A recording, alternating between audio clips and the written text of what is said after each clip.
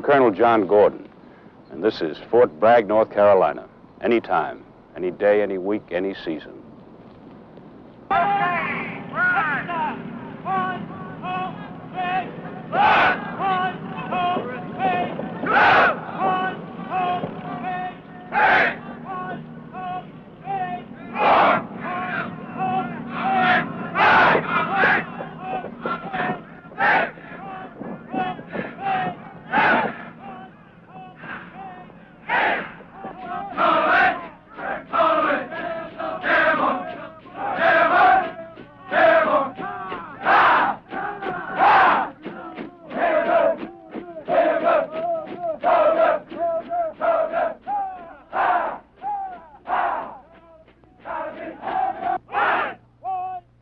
Training in the 82nd Airborne Division is continuous, hard, and demanding. It has to be, to build strength and stamina.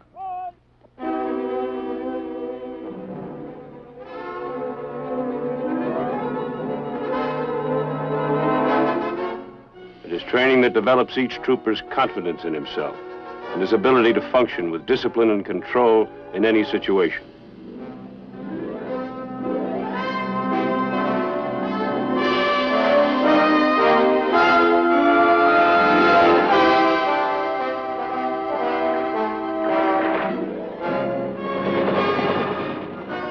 Teaches him the many military skills that make the airborne trooper a formidable fighting man.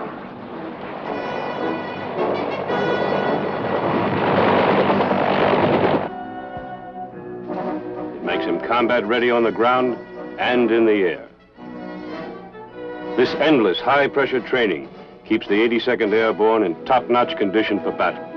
As part of the United States Strike Command, it is prepared to move out swiftly by airdrops or air landing to trouble spots anywhere on Earth.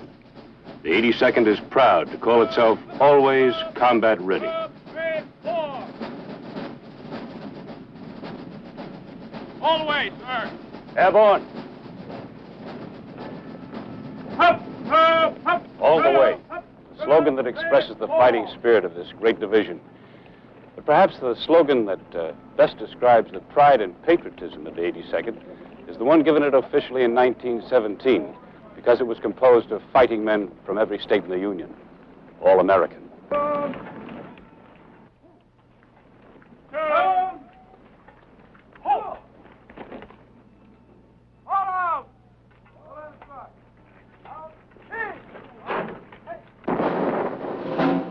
The 82nd started as an infantry division in World War I. Sergeant Alvin York was with the All-American Division. Also a major named Jonathan Wainwright, destined for greatness as a general in World War II. At war's end, the All-American Division was demobilized. It came alive again in 1942 when it was reactivated as an infantry division under General Omar Bradley. When General Matthew Ridgway took command later that year, the 82nd became the Army's first airborne division. From the start, airborne training was rugged. They ran and ran some more. They jumped and climbed and crawled. There were calisthenics, rifle range, shoot school, glider loading, practice jumps, crash landings.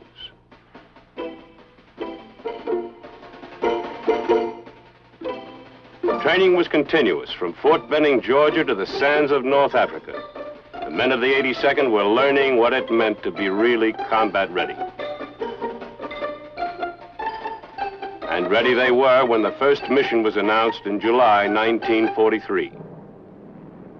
Blowing up clouds of desert dust, they took off from North Africa and headed out over the blue ocean. Ahead was their first combat jump.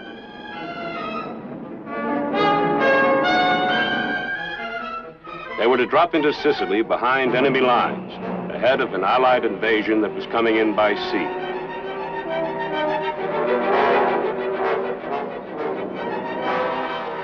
The men of the 82nd advanced 150 miles in 6 days. The German and Italian defenders were routed, but not without hard fighting. The Sicilian campaign was the first combat proof that American airborne doctrine was valid. The fighting quality of its paratroopers was made dramatically clear.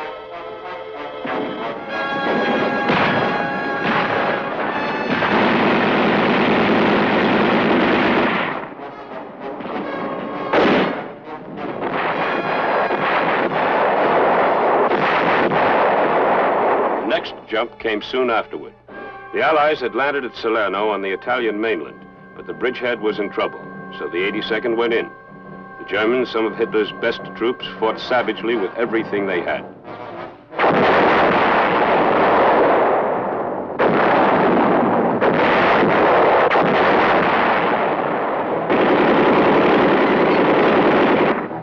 It wasn't enough. They were beaten back. On October 1st, 1943, Naples was liberated. Men of the 82nd led the way in, but they had little time for the victory celebration, as elements of the division fought at the Anzio beachhead.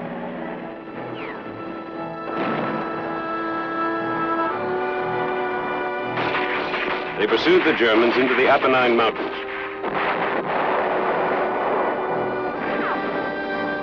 They had to fight mud and exhaustion as well as rocky heights. Spearheading the 5th Army's advance, they finally joined the British 8th Army at Mount Samucro.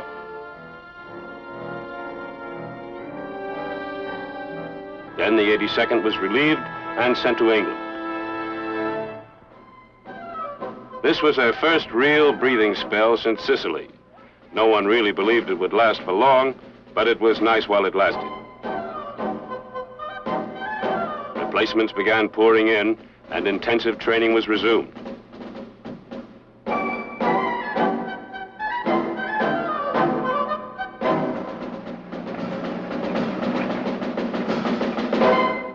The biggest jump of all was coming up, into France, to smash the walls of Hitler's fortress Europe.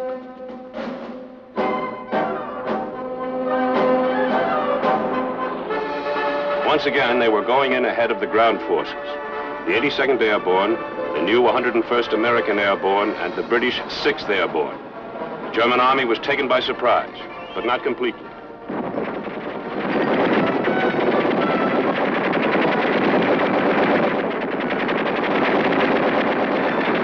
The jump had scattered paratroopers all over Normandy. The fighting became a confused melee of small unit actions. The troopers struck out hard and captured Sainte-Mère-Église, a key point in the Nazi defenses and the first town to be liberated in France. It was a slow process. They had to bleed for every town, field, and hedgerow. The 82nd fought for 33 days without relief or reinforcements. The enemy wished they hadn't.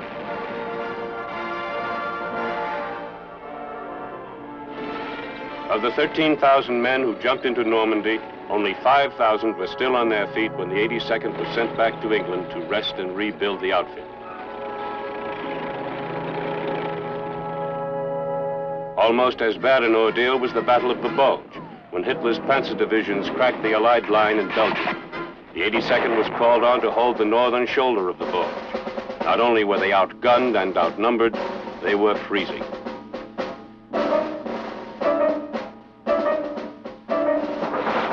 Like their fellow paratroopers of the 101st at Bastogne, the men of the 82nd threw back one desperate attack after another.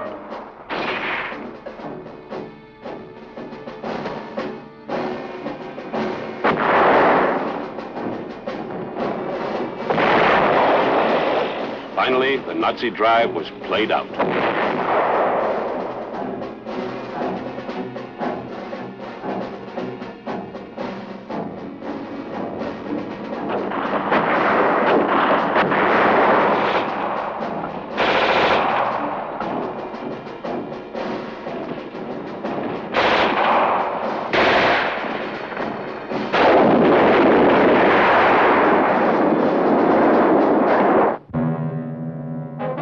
Airborne soldiers stayed on the ground now to race across Germany, scooping up a fantastic number of prisoners, including the entire 21st German Army, 145,000 men. It was an inglorious end to Hitler's dream of a 1,000-year Reich. And a triumphant war's end for the 82nd, which was chosen by General Eisenhower to act as American honor guard in Berlin. But best of all was the victory parade down New York's Fifth Avenue, led by General Gavin in January of 1946, when the All-American Division came home to be welcomed by an All-American audience.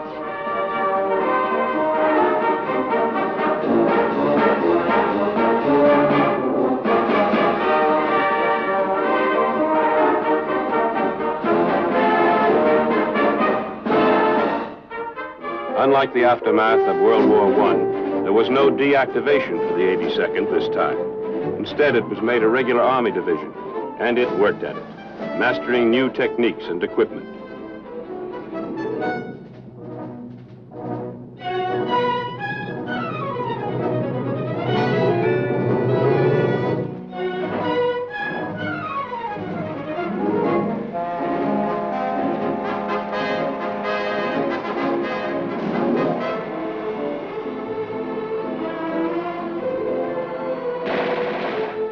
Peacetime training and maneuvers were almost as rugged as World War II.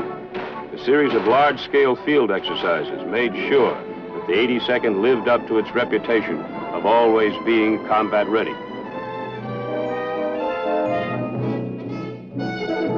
There was some disappointment at not being called on to help in Korea, but that almost totally mountainous country made the use of airborne troops impractical.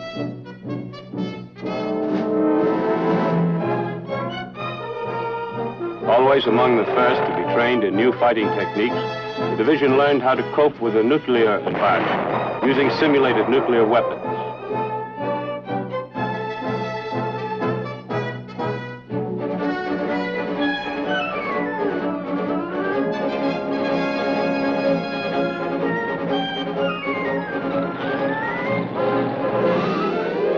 These training exercises ranged from coast to coast and as far north as Alaska, where the paratroopers were drilled in cold weather jumping and tactical maneuvers.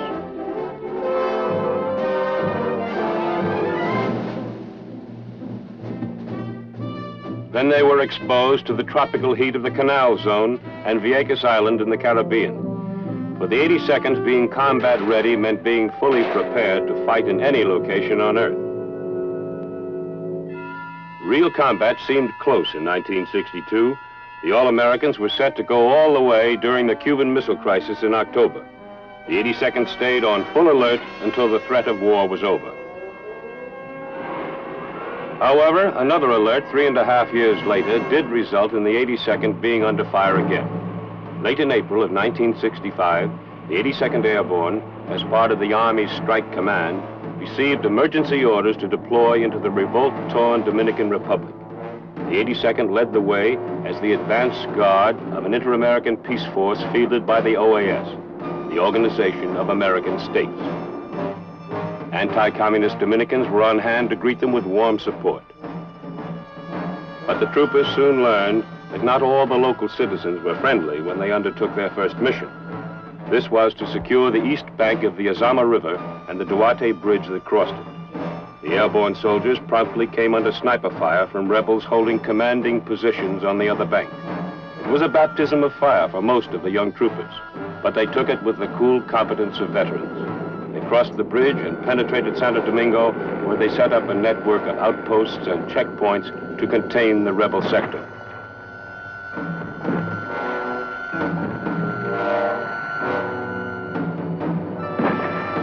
Nonetheless, rebel fire was heavy throughout May and into June. The airborne soldiers moved swiftly and expertly to knock out snipers. The 82nd was under strict orders not to take the offensive, since negotiations with the rebels were underway. Discipline remained firm despite harassing rebel fire that wounded many civilians, innocent bystanders who were swiftly evacuated to field hospitals, where they received the same care given to the wounded paratroopers. The 82nd's task was eased considerably when troop contingents arrived from Latin American countries who were members of the Organization of American States.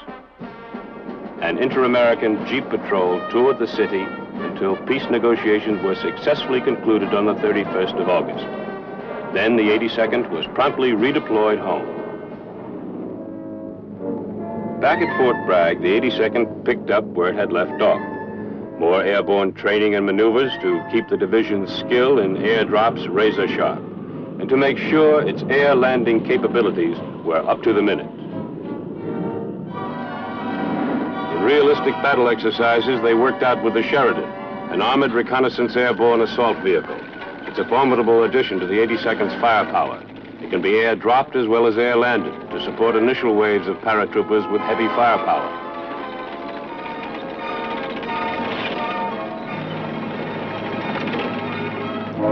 has a 152 millimeter main gun.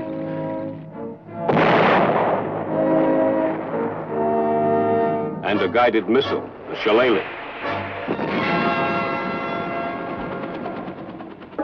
When the Vietnam conflict came, the men of the 82nd promptly went into the field to practice the tactics of counter-guerrilla warfare. Enemy forces were simulated by their own men, using guerrilla tactics of hit and run. However, their line of retreat was scouted by helicopter. The home base of the guerrilla force was pinpointed.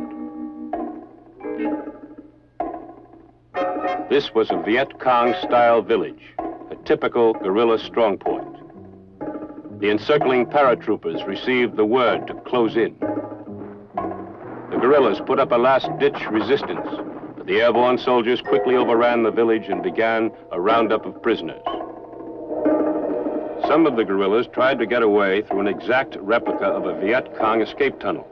Even though the mock battle had been won, the note of battlefield realism remained, as hiding places and booby traps were cleared. Rugged field training under realistic conditions, the 82nd's formula for being always combat ready.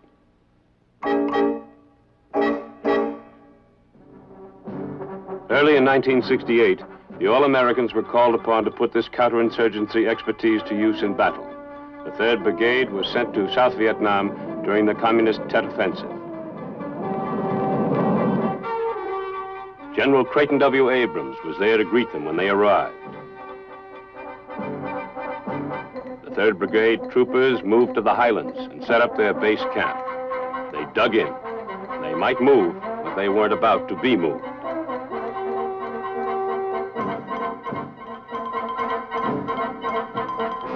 Bunkers were built, firing positions sandbagged.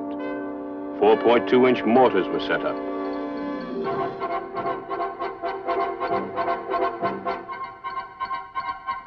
Automatic weapons were cleaned and checked.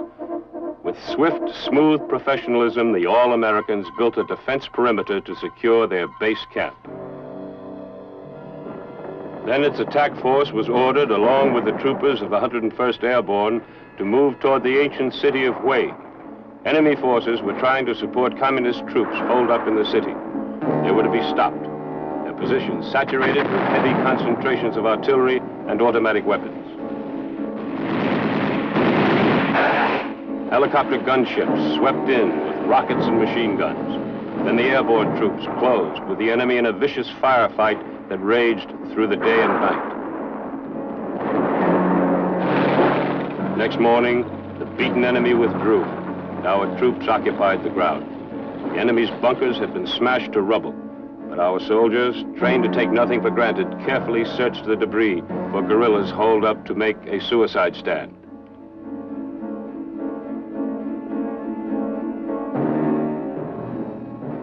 But the Viet Cong really were gone, except for those who had been killed or captured. The performance of the 3rd Brigade was outstanding. It remained in Vietnam as an independent unit until late 1969.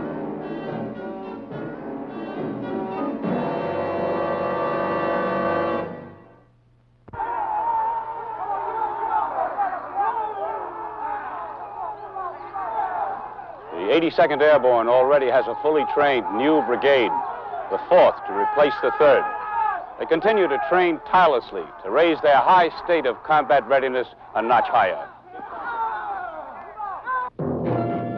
To make its superb fighting men tougher, smarter, deadlier soldiers, its schools are busy developing small unit leaders, training specialists in old and new military skills. This is the Raider School, the 82nd's adaptation of the famed Ranger course at Fort Benning.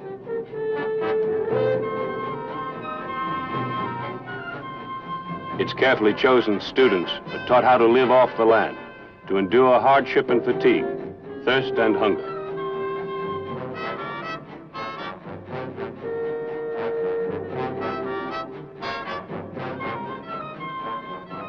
They must be able to carry out patrols in difficult country, to bring back intelligence information or prisoners.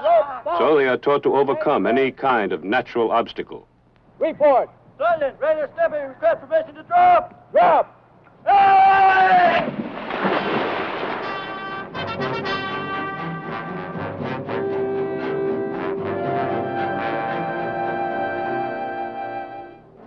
Raider training also means they must learn to handle a wide variety of demolitions, expertly, safely, effectively.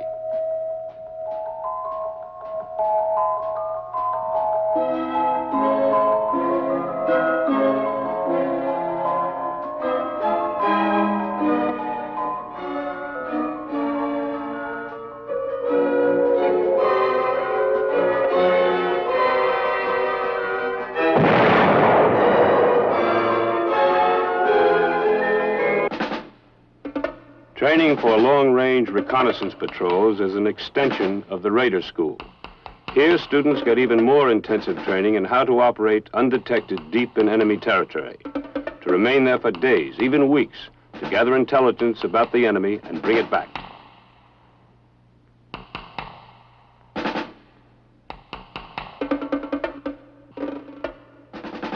Check the jumper's helmet for chin strap.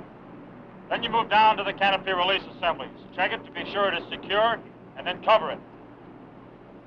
In the Advanced Airborne School, a group learns how to function in the role of jump master. The instructor is teaching them how to conduct the safety check of paratroopers' jump equipment. Safety fork is inserted. Then you move around to the jumper's right to the waistband. Follow the waistband around behind the reserve parachute. Follow it all the way around to the quick release. Then move to the reserve parachute. The safety of the men under his command is a jump master's paramount concern. Obviously, it is a matter of life or death that all hooks, straps, and lines are properly in place. This concern for every detail of safety carries over to the interior of the jump aircraft. The instructor shows how the jump master must check out everything, every inch of the anchor line cable. The fire extinguisher. It has to be there, filled and up to pressure. From end to end of the big troop compartment, the jump master's job is to make sure, personally, right down to the jump lights by the door.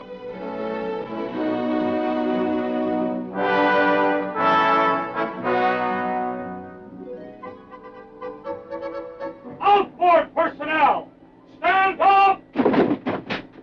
Inboard personnel, stand up! Hook up!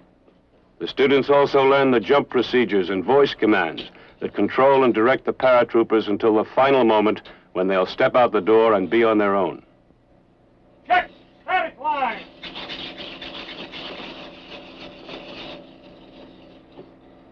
Check equipment!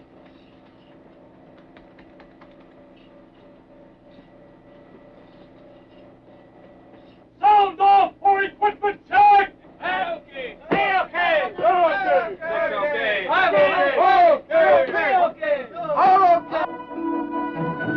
In the Advanced Airborne School, students also study air movement operation in terms of equipment.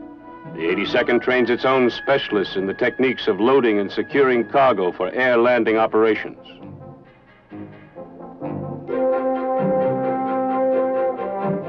They also learn how to rig heavy objects for airdrop, the longshoreman's skill refined to the nth degree.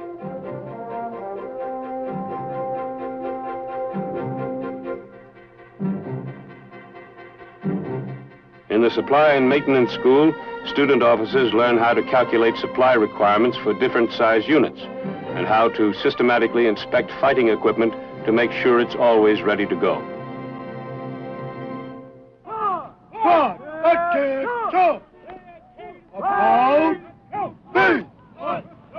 Right down. Now the number. The 82nd's Non-Commissioned Officer School puts the focus on small unit leadership. The NCO is a basic and vital element in any unit's chain of command.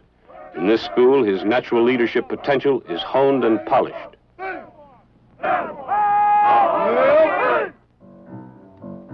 In the 82nd Airborne, the competitive spirit is encouraged by an intensive sports program.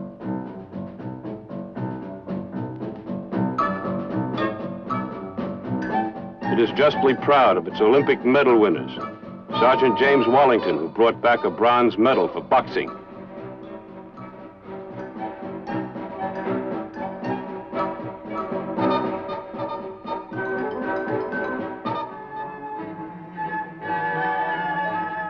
Sergeant Wallington is equally skilled in his job as a member of the division's highly effective and fully air-portable communications network.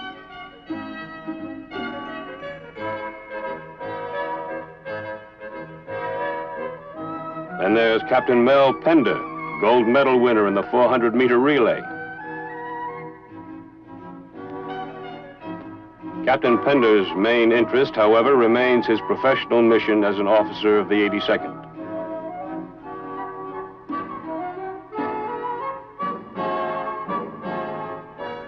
But perhaps no sport so truly represents the airborne as the free-fall parachuting of the 82nd Sport Parachute Club. Schools and recreation programs, work and play, all directed to the end of keeping the 82nd tuned to perfect pitch in order to carry out its mission as the airborne arm of Strike Command. These men starting out on a typical training maneuver are known as an immediate ready force. The IRF could be a company, battalion, or brigade in many combinations of firepower according to the need. Whatever and wherever the need, these men are ready to respond. Each one superbly trained, strongly disciplined, ready. When they move fast. The complex paperwork of personnel and cargo lists is handled with lightning speed by computerized equipment. This ability to pick up and go, far, fast, and fully armed, was dramatically demonstrated in 1969 exercise called Focus Retina. 2,500 troopers of the 82nd were deployed from the United States to Korea in a matter of hours.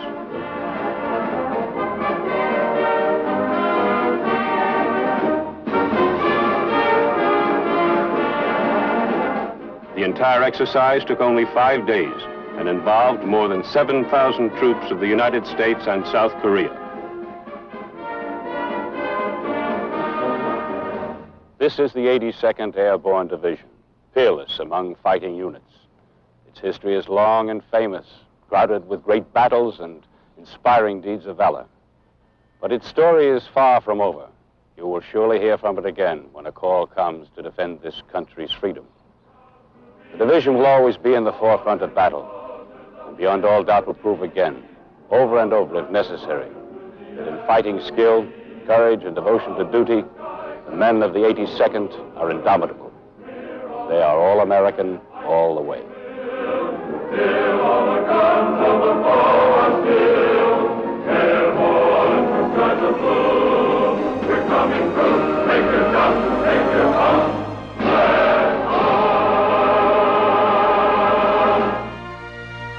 Thanks for watching. If you'd like to help us produce more compelling historical content like this, please like, comment below, and share this video with fellow history buffs. And of course, be sure to subscribe to help keep history happening.